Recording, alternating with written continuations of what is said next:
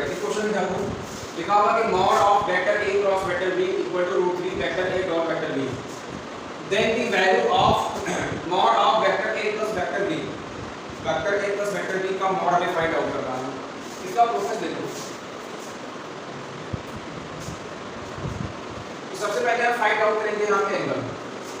Formula यहाँ पे आपको अप्लाई करना है कि mod of vector a plus vector b equal to under root a square plus b square plus 2ab cos theta. अब यहाँ पे थीटा क्या है, तो सबसे पहले थीटा फाइंड आउट करेंगे। थीटा कैसे फाइंड आउट करेंगे उसका प्रोसेस देखो।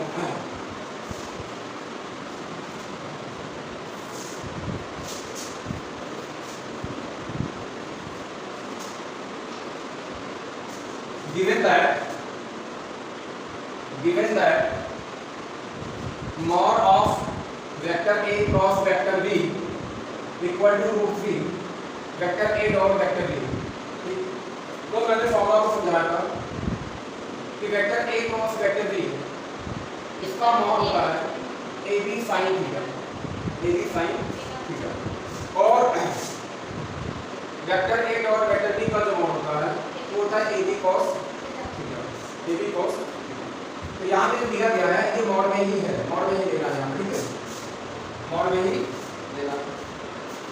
तो ab sin theta equal to √3 ab cos theta, इसको इधर क्या है, that implies ab sin theta upon ab cos theta equal to √3, ab cancel, sin theta upon cos theta tan theta equal to √3 and tan theta equal to √3 का होता है tan 60 यहाँ से tan cancel होगा, theta equal to tan inverse tan 60 degree, tan cancel, theta कितना आ गया 60 degree आ गया, थीटा मिल गया।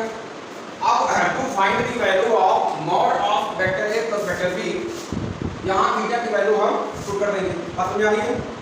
क्या हो जाएगा, under root a square plus b square plus 2ab cos 60 degree, और बेटा cos 60 की वैल्यू होती है 1/2, cos 60 की वैल्यू कितनी होती है 1/2, यहाँ 1/2 पुट कर दो, under root a square plus b square plus 2ab multiply 1/2 ये तो यहाँ से cancel, under root a square plus b square plus ab, right.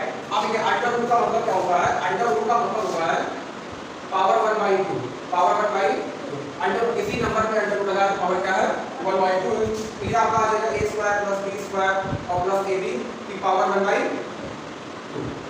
अब इसमें कौन सा ऑप्शन है, ऑप्शन नंबर 1 ठीक है। तो बात समझ आ गई, ये इसका प्रोसेस है।